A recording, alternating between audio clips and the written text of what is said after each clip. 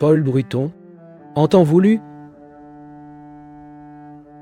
sa relation avec le moi le plus élevé devient plus intime que toute amitié terrestre, plus proche que n'importe quelle union humaine ne pourrait jamais l'être, et pourtant toujours en relation, ne devient jamais l'absorption, toujours une proximité et jamais une fusion. La décomposition de chaque croyance a commencé lorsque l'adoration de Dieu, en tant qu'esprit, a été remplacée par l'adoration de l'homme comme Dieu. Aucun saint prophète ou sauveur visible n'a le droit d'exiger ce qui doit être offert uniquement à l'invisible. Ce n'est pas une véritable révérence, mais un blasphème ignorant et sensé que l'absolu, inaccessible, s'est placé sous une forme humaine mortelle. Quelle que soit sa validité, l'idée que Dieu peut encore en tant qu'homme a été donnée à l'origine à de nombreuses religions comme un aspect important pour le bien du peuple. C'était très utile, à la fois dans votre vie mentale et dans votre vie pratique. Mais c'était vrai qu'au niveau religieux, qui, après tout, est l'élémentaire, ce n'était pas si vrai au niveau philosophique. Ceux qui ont été initiés dans un enseignement avancé ont pu interpréter cette notion de manière mystique ou métaphysique qui, bien que distante de la compréhension populaire, était plus proche de la réalité divine. Ils ne dégraderont jamais le Dieu suprême dans leur pensée à son sujet, acceptant la croyance populaire de personnification, d'incarnation ou de venue des avatars. C'est un signe d'ignorance primitive et de ne pas être l'humanité de ces hommes inspirés, reconnus, ou même d'être refusés lorsqu'ils sont placés dans un piédestal de déification spéciale. L'enseignement que le Dieu suprême peut volontairement plomber dans le corps de l'homme est une mauvaise interprétation de la vérité. L'ironie est que ceux qui essaient de remplacer cette interprétation erronée flagrante par une vérité cristalline sont appelés blasphémateurs. Le vrai blasphème est de réduire le Dieu suprême infini, ce qui en fait un agent directement actif dans le monde fini. Il ne peut pas contenir l'essence divine, bien que tout puisse être, et en est imprégné. Personne ne peut la personnifier, bien que chaque homme apporte son rayon en lui. Vous limitez une limitation. C'est prononcer un blasphème contre lui. L'esprit infini ne peut pas être fixé pour naître dans certains pays spécifiques. L'existence absolue ne peut pas être personnifiée sous une forme humaine. Le Dieu suprême éternel ne peut pas être identifié comme un corps charnel spécial. La réalité inscriptive n'a pas de nom ni d'adresse. Il ne peut pas être transformé en une personne historique, quelle que soit la glorification, avec un corps d'os, de nerfs, de muscles et de peau. Penser le contraire, c'est penser de manière matérialiste. L'idée de placer la divinité en tant que colosse humain entre des millions de pygmées humains et des milliards de créatures inférieures démontre peu de vénération réelle, et encore moins d'intelligence critique. Nous devons reconnaître l'existence éternelle de l'esprit absolu, même s'il est incompréhensible au sens et inconcevable pour les pensées. Nous devons nier qu'il pourrait jamais se manifester dans l'espace et le temps, et par conséquent, nier qu'il puisse se montrer sur une forme humaine.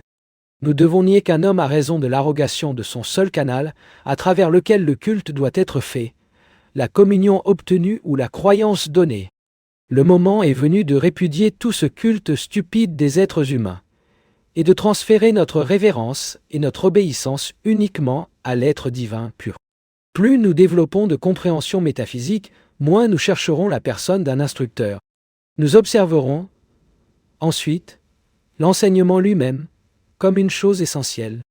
Lorsque la dualité est imprégnée d'unité, et à l'intérieur, c'est vrai, Jivamukta, une est ensuite vécue comme deux, mais vraiment perçue comme une seule.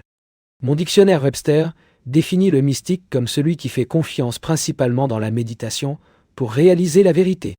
C'est une bonne définition au niveau du dictionnaire.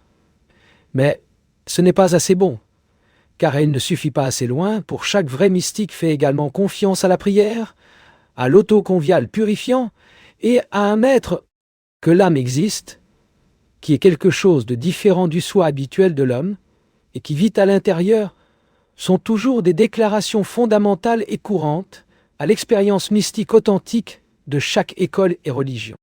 Il doit être clairement compris, ce que nous défendons ici, seulement la recherche philosophique. Le chemin de Bodhisattva, qui est triple, la recherche mystique est plus simple, pas triple, ne nécessite qu'une seule qualification, la pratique de la méditation. Mais cela donne un fruit unique, une paix intérieure, tandis que la triple recherche produit un triple fruit, la paix, la capacité intellectuelle à instruire les autres et le service. Si pour cette raison, la philosophie nécessite plus d'efforts que le mysticisme, il le compense pour son résultat plus important. Et bien que le résultat mystique soit fondamentalement un avantage individuel, le résultat philosophique est à la fois individuel et social. Si cet idéal bienveillant a été établi dès le début, alors les aspirants ne s'écarteront pas à la fin. Il se retirera du seuil du silence éternel et reprendra ses vêtements humains, afin qu'il puisse guider avec compassion ceux qui recherchent, se déchirent, trébuchent et tombent. Pas de thème. En ce moment même, commence à faire le travail dans lequel votre esprit glorifie. Des milliers de forces invisibles attendent pour aider. Pas les thèmes commencent. Certains ont l'illusion que le chemin est très regardé et ne l'est pas. Beaucoup sont appelés, mais peu sont choisis. Le voyageur doit apprendre à marcher en résistance dans la solitude partielle. La lutte pour une certaine vérité et la poursuite de l'âme divine sont présentées par tout l'homme et doivent être faites en isolement austère lorsqu'il atteint le niveau philosophique. Aucune progression de la multitude et pas de salut de masse, ils sont possibles ici. Il n'y a pas et ne pourrait y avoir personne comme une secte en philosophie. Chacun de ses disciples doit apprendre qu'il n'y a qu'une seule façon pour lui-même, et ce chemin dépend de son histoire passée et de ses caractéristiques actuelles qui constituent leur individualité. Essayez de s'assigner cette individualité unique, imposer le devoir spirituel des autres. C'est comme Gita le souligne, une erreur dangereuse. La philosophie essaie de conduire un homme à réaliser sa propre divinité pour lui-même. Par conséquent, il essaie de vous conduire à une pensée indépendante, à des efforts personnels et à un développement intuitif. Ce n'est pas le chemin populaire ni le moyen facile. Il n'offre ni confort grégaire ni soutien du troupeau, mais c'est le seul moyen pour ceux qui recherchent une vérité absolue. Bien que l'étudiant seul puisse subir certains inconvénients, il bénéficie également de certains avantages définis. En tout cas, l'homme, en fait, n'échappe jamais à sa solitude essentielle. Il peut conduire à vos efforts sociaux extrêmes pour éviter et entreprendre des efforts personnels au point de créer des illusions. Mais la vie s'effondre d'une manière ou d'une autre, et un jour, cela l'oblige à se tourner vers lui. Pour autant qu'il s'imagine, il a atteint le bonheur avec les autres, ou à travers eux, même dans le domaine de l'amour et de l'amitié, un disharmonie physique, un changement mental, une hésitation émotionnelle peut enfin émerger et briser le charme, reprenant l'isolement.